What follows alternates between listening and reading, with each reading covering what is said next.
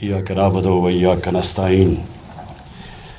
मैं आज आप सबको खुशामदीद कहता हूँ, अपने एलाइज को, हमारी जो एलाइड पार्टीज़ हैं उनको, सेनेटर्स को, एमएनएज़ को, और मैं आज आपको ख़ास वजह से बुलाया। मैं ये समझता हूँ कि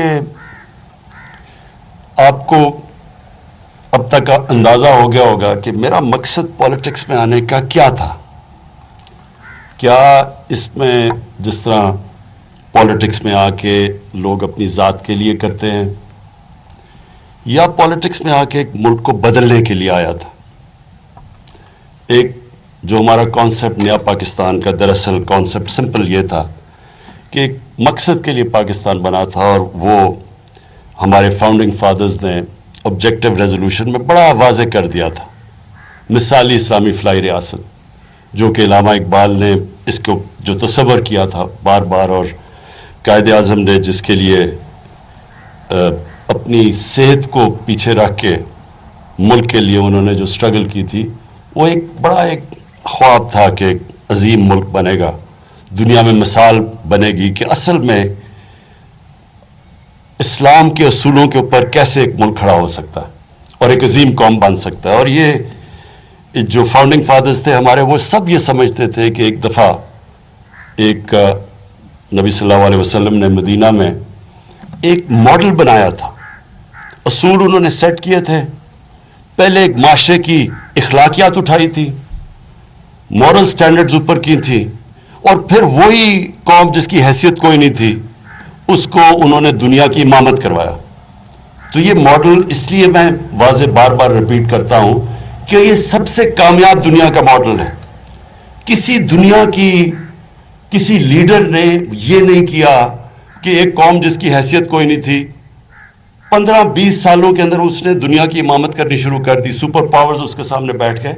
तो इसलिए कुरान में अल्लाह कहता है उनकी जिंदगी से सीखो, उनके रास्ते पे चलो, और ये याद रखें कि वो रहमतुल आलमीन थे।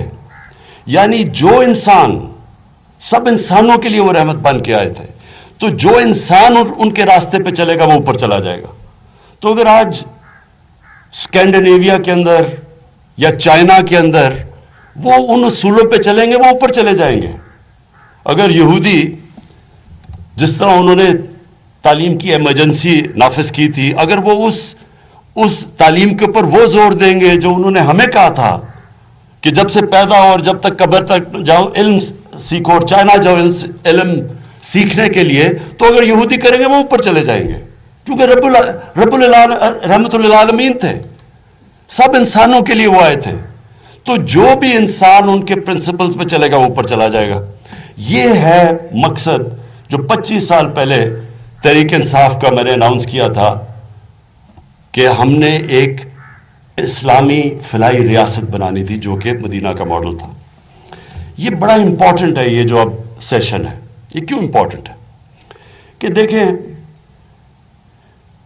अगर एक माशरे के अंदर उनकी अखलाकियात, उनकी मोरालिटी अगर कायम है, आप एटम बॉम्ब मार के भी उस कौम को खत्म नहीं कर सकते।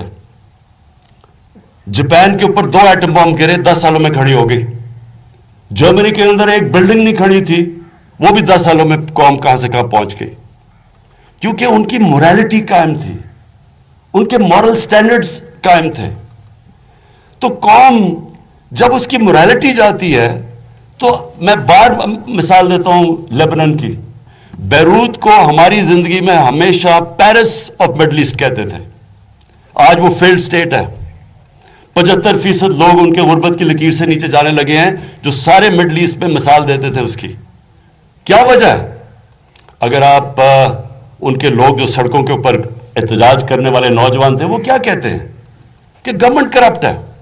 और करप्शन एक सिम्टम है, जब आपकी इखलाकियात खत्म होती है तो करप्शन आती है। जब आपके पास इखलाकी कुव्वत होती है तो आप इंसाफ कर सकते हैं। कौम जिसकी इखलाकियत खत्म हो जाती है वो इंसाफ भी नहीं कर सकती, वो वही करती है जो नबी सल्लल्लाहु अलैहि वसल्लम ने कहा था کہ بڑی قومیں تباہ ہوئیں، طاقتور کے لیے کمزور کے لیے دوسرا قانون، مطلب کہ جو انصاف نہیں کر سکتی قوم وہ تباہ ہو جاتی ہے. تو یہ جو آج سیشن ہے اس کا مقصد تھا کیا؟ سمپل مقصد ہے کہ 1970 کے بعد جتنی الیکشنز ہوئی ہیں ساری کنٹروورشل ہوئی ہیں. ہارنے والے نے مانا ہی نہیں رزلٹ، وہ کہتے ہیں دھاندلی ہوئی ہے. تو جب اگر 50 سال میں ہم الیکشنز فری اینڈ فیئر کا مطلب جس طرح ان ڈیولپڈ ڈیموکریسیز میں الیکشن ہوتی ہے سب تسلیم کرتے ہیں رزلٹ، تو اگر ہم 50 سال میں یہی نہیں کر سکے تو یہ کیوں نہیں کر سکے؟ کیونکہ جب ایک پارٹی گورنمنٹ میں آتی ہے اس کے پاس وسائل آ جاتے ہیں، اس کے پاس موقع ہوتا ہے نیچے اپنا سارا پولنگ سٹاف اپنا کر دے، ان کے پاس طاقت آ جاتی ہے. تو جس نے آ کے اصلاحات کرنی ہوتی ہے وہ گورنمنٹ ہوتی ہے. تو گورنمنٹ آپ کے سامنے ہے. ہم نے 2015 کے اندر جو جوڈیشل کمیشن بنی وہ کیوں بنی؟ 126 دن کا ہم نے کیوں دھرنا دیا؟ ہم نے دھرنا اس لیے دیا کہ اس الیکشن کے اندر جو 2013 کی تھی ہم نے کہا دھاندلی ہوئی یار، ہم نے 4 حلقے کہہ دیے. 1 سال لگے رہے کہ صرف 4 حلقے کی آڈٹ کر دو تو ہم مطمئن ہو جائیں گے، اس لیے کہ اگلا الیکشن ٹھیک ہو. یہ میری ساری سٹیٹمنٹس ریکارڈڈ ہے سوشل میڈیا پہ. 4 حلقے مانگے تھے اور پھر باہر کہا تھا کہ 4 حلقے ہو جاتے. ہم نے کوئی گورنمنٹ تو نہیں بنانی تھی کہ اگلی الیکشن ٹھیک ہو. آپ یقین کریں جب وہ ہم عدالتوں سے جب 4 حلقے کھلوائے 4 میں دھاندلی نکلی. لیکن پھر جو جوڈیشل کمیشن دھرنے کے بعد بنی اس کے اندر جو فائنڈنگز آئیں، ایک گورنمنٹ نے اصلاح نہیں کی، کوئی کوشش نہیں کی گئی کہ اگلا الیکشن ٹھیک ہو جائے. اور پھر جب 2018 کا الیکشن آیا انہی کا الیکشن کمشنر انہی کے نیچے پولنگ سٹاف اور کہتے جی دھاندلی ہو گئی. سینٹ، جو بھی آپ میں سے پالیٹکس میں ہیں سب کو پتا ہے کہ سینٹ کے الیکشن میں کیا ہوتا ہے.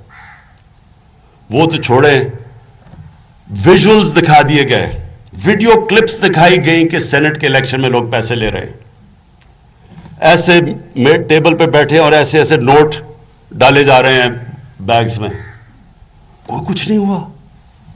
یہ سوچ لیں کہ یہ میں صرف اس لیے کہہ رہا ہوں کہ ہمارے ملک کی اخلاقیات کدھر پہنچ گئی ہیں کہ آپ دیکھ رہے ہیں کہ جنہوں نے جا کے پبلک کے فیصلے کرنے ہیں، جو پبلک ریپرزینٹیٹو ہیں، وہ ایسے ایسے نوٹ ڈال رہے ہیں اپنے بیگز کے اندر اور ویژولز بھی آ جاتے ہیں. نہ الیکشن کمیشن کچھ کرتی ہے نہ گورنمنٹ کچھ کرتی ہے. اس باری پھر سپریم کورٹ کہتا ہے کہ ویریفائبل ووٹ ہونی چاہیے، جب ان کو پتا ہے کیونکہ بار بار دیکھا گیا کہ سینٹ کے الیکشن میں پیسہ چلتا ہے. کس نے اپوز کیا؟ ساری اپوزیشن پارٹیز نے اور الیکشن کمیشن نے. یعنی مجھے یہ میں سمجھنے کی کوشش کر رہا ہوں کہ اس میں ہمیں کیا فائدہ ہے. ہم کہہ رہے ہیں کہ اوپن بیلٹ ہونی چاہیے سینٹ کے اندر تاکہ سب کو پتا چل جائے ووٹ کس نے ڈالی ہے. اس میں ہمارا فائدہ کیسے تھا؟ تو جب پتا ہے کہ سیکرٹ بیلٹ پہ پیسہ چلتا ہے تو الیکشن کمیشن جس کا کام ہے فری اینڈ فیئر الیکشن کروانا، اور اپوزیشن وہ کیوں اس کو اپوز کر رہے تھے؟ صرف میں سمجھنا چاہتا ہوں کہ وہ لاجک کیا تھی. جب آپ نے ویڈیوز بھی دیکھ لی پیسے چلتے ہوئے، یہ کیا وجہ ہے؟ میں آپ کو مغرب کا بتاتا ہوں کیونکہ میرا بڑا ٹائم گزرا وہاں، جدھر جو مدر آف ڈیموکریسی کہا جاتا ہے، پارلیمنٹری ڈیموکریسی برطانیہ میں ویسٹ منسٹر ماڈل. آپ تصور نہیں وہاں کوئی کر سکتا اس طرح کی چیز. جو ان کی ڈیموکریسی ہے اس کی بیسس موریلٹی ہے. اگر ان کی ڈیموکریسی آج چل رہی ہے تو ان کے مورل ویلیوز ہیں جو ڈیموکریسی کو چلاتے ہیں. جب آپ شروع ہی کر رہے ہیں ڈیموکریسی دھاندلی 2 نمبری سے، تو وہ موریلٹی کدھر چلی گئی اس کی؟ تو جب آپ کو پتا تھا، میں آج بھی مجھے نہیں سمجھ آئی کہ یہ اپوزیشن جب ان کو پتا تھا، ان کے دور میں ہمیشہ پیسہ چلتا ہے سینٹ کے الیکشن میں، انہوں نے کیوں اس کی مخالفت کی؟ اور الیکشن کمیشن اس نے کیوں مخالفت کی؟ پھر اب ای وی ایمز، یہ ای وی ایمز کوئی ہم نے ایک دن فیصلہ نہیں کیا. ہم نے ساری رپورٹ دیکھی 2015 کی جو جوڈیشل کمیشن کی رپورٹ آئی تھی، اس میں ڈیٹیلز دیکھی کہ کدھر کدھر انہوں نے کتنے طریقے تھے اس رپورٹ میں، اگر آپ پڑھیں کہ کدھر کدھر دھاندلی ہوتی تھی، بیگز کیسے کھلے ہوتے تھے، ڈبل سٹیمپس کیسے لگتے تھے. تو وہ جب رپورٹ ساری اسٹڈی کی تو اس میں پتا چلا کہ زیادہ تر دھاندلی ہوتی ہے جیسی پولنگ ختم ہوتی ہے اور رزلٹ اناؤنس ہونے کے بیچ میں. ڈبے کئی دفعہ بدلے جاتے ہیں، راستے میں وہ جا رہا ہو، ہر قسم کی چیزیں یہ عدالت کے اندر آئی تھی جبکہ جوڈیشل کمیشن بیٹھی تھی.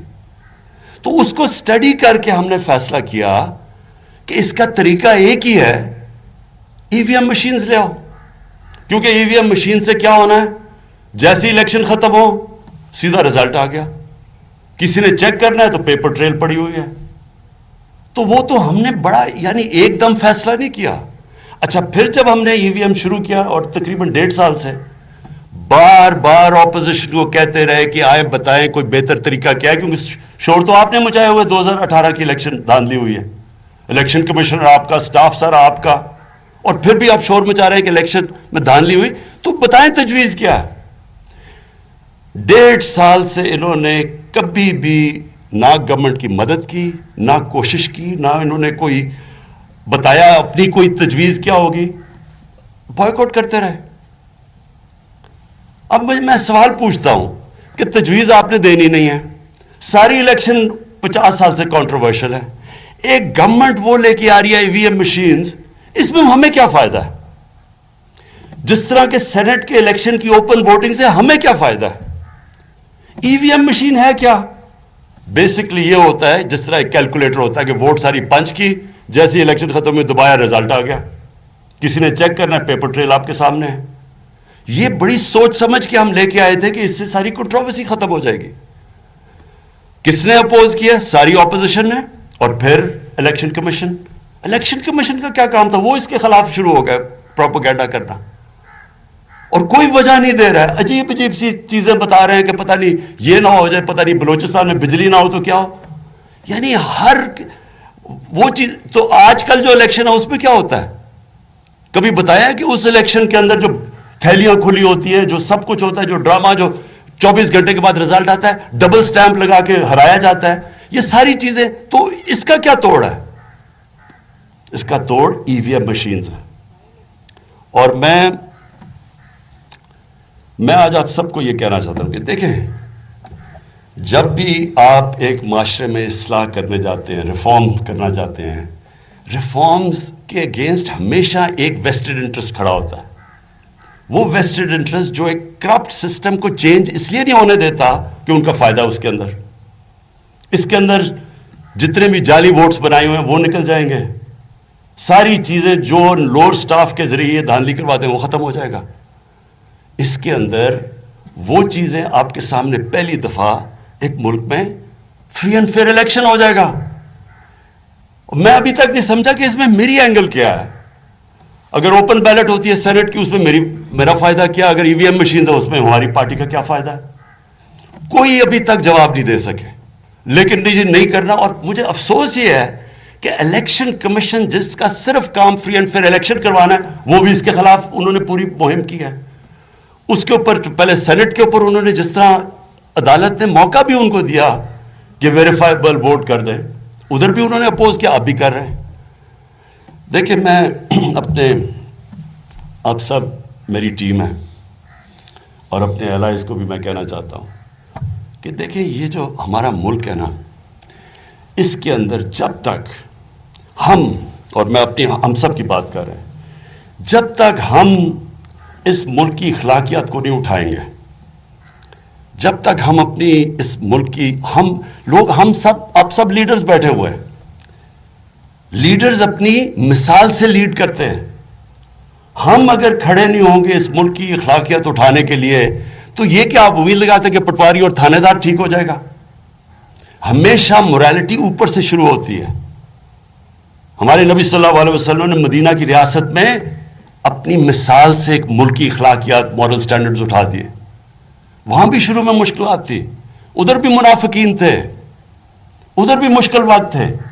لیکن یہ یاد رکھیں کہ کوئی قوم آج تک عظیم قوم بن ہی نہیں سکی جس کے اندر اخلاقی قوت نہ ہو انصاف کرنے کے لیے.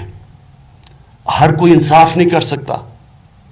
اگر آپ کے پاس اخلاقی قوت نہیں ہے، آپ ڈیلز کرتے ہیں، آپ انصاف نہیں کر سکتے.